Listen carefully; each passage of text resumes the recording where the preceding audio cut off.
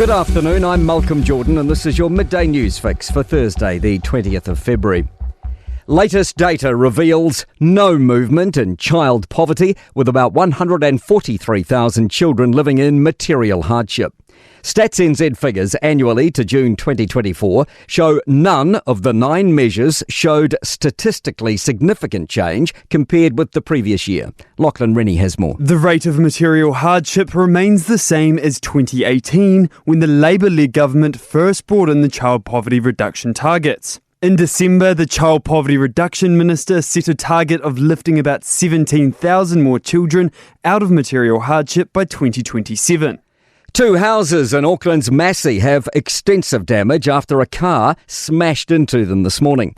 A couple was woken when the car ploughed into their bedroom, headlights shining. Police are seeking the driver who fled. The Herald's Rachel Mayer says the neighbour's entire living room was taken out. Lots of debris on the scene, lots of broken glass, weatherboards torn apart. When I spoke to the owner on the scene of the home, he was frantically calling insurance this morning and trying to clean up the mess. Meanwhile, firefighters have been injured after a wall has collapsed in a building next to Hawke's Bay's Te Pohue fire station. Hawke's Bay Today reports at least one has been taken to hospital. Crews from Napier and Bayview are helping at the station.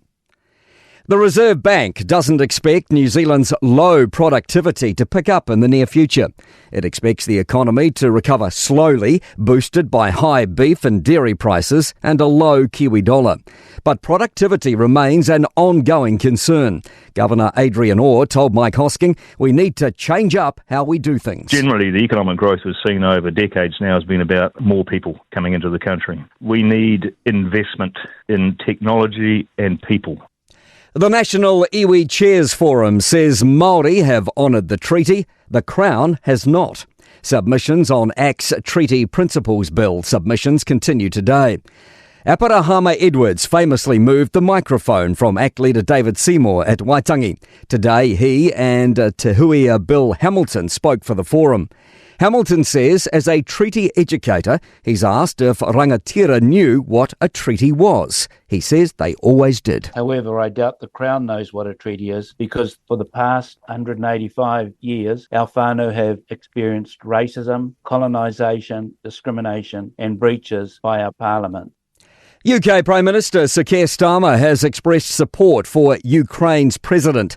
The US president labelled Volodymyr Zelensky a dictator on social media after Zelensky accused Donald Trump of repeating Russian disinformation.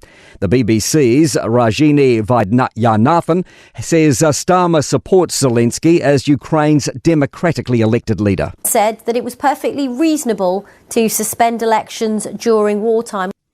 Zelensky's first 5-year term was due to end in May 2024.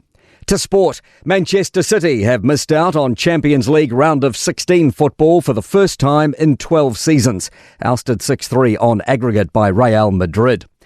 And in the English Premier League, Aston Villa and Liverpool have drawn 2-2 this morning.